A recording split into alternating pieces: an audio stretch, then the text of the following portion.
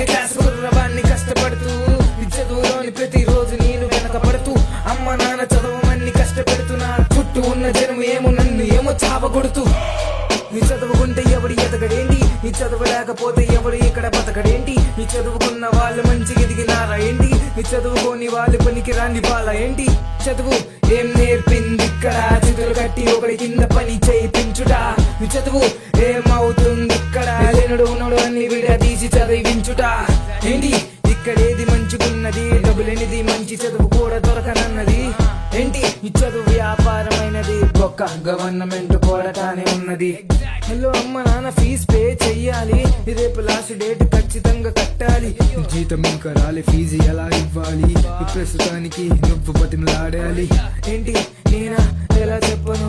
time కావాలని నేను ఎలా అడగను ఈ విధముకైతే నేను ఎగ్జామ్స్ రాయలేను